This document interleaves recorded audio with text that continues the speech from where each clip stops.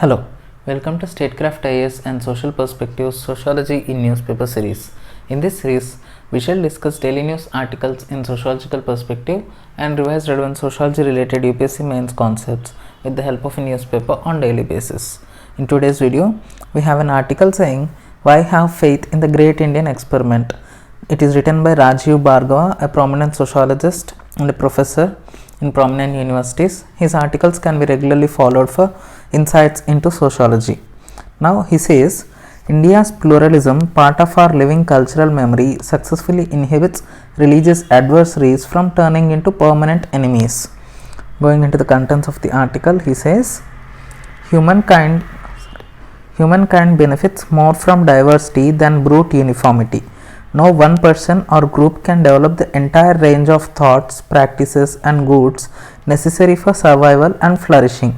To fulfill constantly evolving human needs, different skills honed by sustained collective intergenerational effort are required. Now, while speaking so, this author reminds none other than Durkheim, because Durkheim also has the same rhetoric regarding division of labor. He says, in modern societies, solidarity exists among the individuals. This kind of solidarity is organic solidarity, he says. This exists among the individuals based on dependence and difference. Now, no one individual can fulfill all his needs and serve himself with regard to every aspect. Hence, he has to depend on some or the other person to fulfill his needs, and that dependence on the other person will develop a sense of oneness among the individuals, and from that solidarity emerges, and that kind of solidarity is organic solidarity, says Durkheim. He says in the division of labor concept. For this reason, Durkheim says division of labor is functional to the society because it is strengthening the society and it is leading to social cohesion. Now, this author also says the same. Humankind benefits more from diversity than brute uniformity, because only from diversity every individual can serve his own needs regarding to every aspect. Further, fulfilling all needs demands a pooling together of different skills and a high degree of mutual dependence and learning. See, that's what Durkheim also talked about, dependence and difference. Just as biodiversity is necessary for the largest ecosystem, so is cultural diversity for the much smaller human world. These phrases like this can be used in our answers and essays to enrich our argument and to bring new insights to the examiner. This author draws parallel between cultural diversity and biodiversity, and he says, just as biodiversity is important for the ecosystem, so cultural diversity is also important for the society, because he sees diversity as something functional to the society. By seeing diversity as something functional to the society, he reminds of another sociologist, M.N. Srinivas, because M.N. Srinivas also talks about India and India's diversity as functional to the society, and he says diversity is not contradictory in nature in India, at least in India. And he says that diversity is functional to the society in India and it has strengthened the society, according to M.N. Srinivas. In the same manner, Ghurye also talks that diversity as being functional to the society is something unique to Indian society. Although Ghurye says this in the context of caste, Ghurye talks that caste in India is a byproduct of race.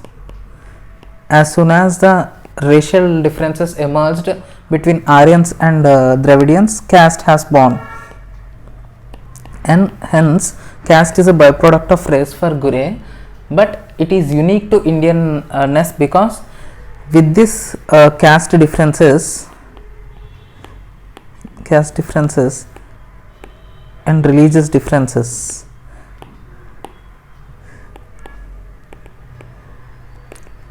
there never emerged differences in society or discrimination in society. they always try to feed upon each other. Now some incidents like untouchability or communal conflicts etc., he says, are aberrances to the society rather than a norm of Indian society, or aberrations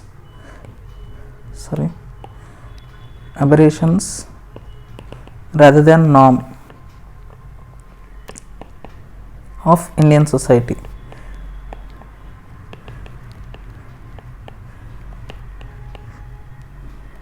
What? Discrimination and conflicts or aberrations rather than norm of Indian society. That means what? Indian society is well in accommodating every religious diversity and every caste diversity, and it is very unique in blending each diversity and each different culture with its own in its own culture and being represented as Indian culture, as one unique Indian culture. It is not a summation of different cultures.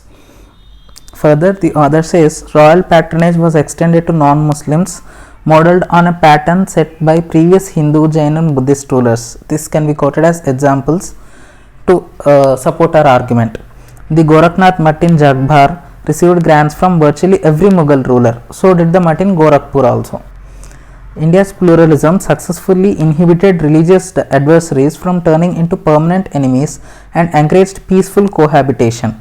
It restrained the recurrence of religious violence. See, pluralism restrained the recurrence of religious violence. This is an interesting argument. Actually, we think pluralism exasperates the violence in society, but here the author says pluralism has restrained the recurrence of religious violence. This can be carefully understood. Must be carefully understood. Pluralism may not have always been formulated as a religious or philosophical doctrine, but had become an integral component of our social imagination, present as tacit common understanding, as a default setting in our background. Now, Ghurye also says the same thing. Ghurye says pluralism is unique to Indian society. Now, this author Rajiv Bhargava says pluralism is default setting of Indian society. So, that's what we can talk about this article in social perspective. Now, moving on to the next article. Here, this article is written by Shashi Tharoor, a noted politician and scholar and a historian. He talks about struggle between two ideas of India. Now, this particular article is significantly relevant in our chapter Perspectives on Indian Society in paper 2. In that chapter, we have about Indology and other modern studies of Indian society. Now, this particular observations in this article can be included in this chapter as another perspective on Indian society. Now, here in this article, author puts forward two types of perspectives on Indian society, and he goes on supporting one of those two. He says, India is more than some of its contradictions. We just now talked about it. Those contradictions were repeatedly stressed by British rulers in self-justification for their rule. Thus, Benjamin Disraeli argued that India was not a nation. It lacked a common language, a common religion, a shared tradition, a historical experience, a cohesive majority, and a defined territory, all of which he regarded as the essential ingredients of a nation. Now, this particular paragraph is relevant for our nation state concept and how Benjamin Disraeli looked at a nation and how he defined a nation. Further, the author says the idea of India as a modern nation based on certain conception of human rights and citizenship, vigorously backed by due process of law and equality before law, is a relatively recent and strikingly modern idea. Now, these ideas cannot be found in Indological studies of Indian society, because Indological studies depend on our Shastras, our historical documents,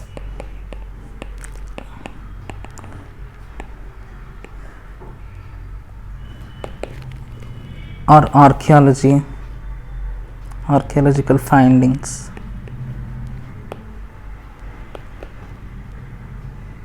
or religious texts, etc. But all these ideas, that is equality before law, due process of law, human rights, citizenship. All these ideas cannot be found in these texts. Hence, this particular idea of India is relatively new and modern and cannot be concluded by Indologists. Earlier conceptions of India drew their inspiration from mythology and theology, as we have said. The modern idea of India, despite the mystical influence of Tagore and the spiritual and moral influences of Gandhiji, is a robustly secular and legal construct based upon the vision and intellect of our founding fathers, notably Ambedkar, Nehru and Patel. So, the new idea of India, that is modern idea of India,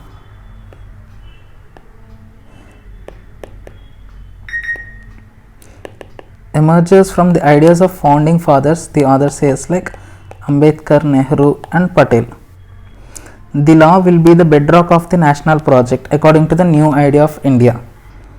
To me, Indian nationalism derives its political legitimacy not from ethnicity, religion, language, culture or any of the immutable trappings that people acquire from birth, but from the consent and active participation of citizens as free members of a democratic polity. See, consent, active participation,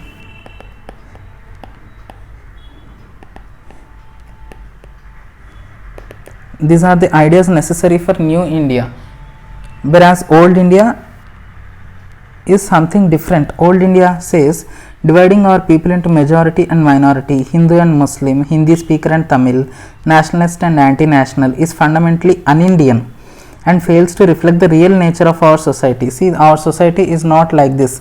It is not divided upon national and anti-national. It is not divided based on Hindu and Muslim or based on Hindi speaking or non-Hindi speaking, because our culture and our society from time immemorial has been very diverse in nature and has accommodated various cultures and traditions, various religions, various languages from whichever part of the world they may have come.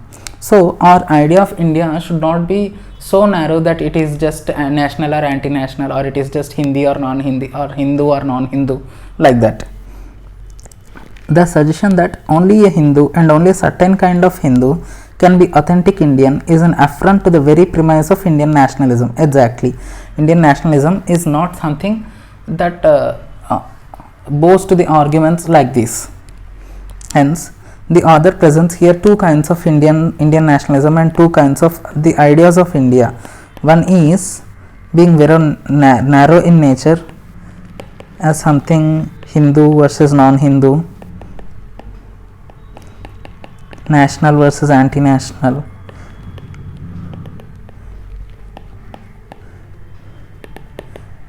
etc. The other idea, relatively new idea and modern idea, and which fits into the present Indian context in social perspective, is that free and liberal idea, liberal India, due process of law having prominence, equality before law. The one which accommodates all these principles as enshrined in our constitution is relatively new idea, and it fits well into the present Indian context, says author. Any other idea which is relatively narrow in nature has outdated to the Indian context, and moreover it is never fit to the Indian context, says the author, because India from time immemorial has been very diverse in nature and has accommodated very diverse cultures. Now these perspectives can be included in our answers by directly mentioning the author name, that is Shashi Tharoor. So that's all we have for today. If you like the content, please like, share and subscribe to Statecraft IAS. If you have any comments or criticisms, or if you have anything to say, please comment and let me know in the comment section. Thank you for listening. Have a nice day.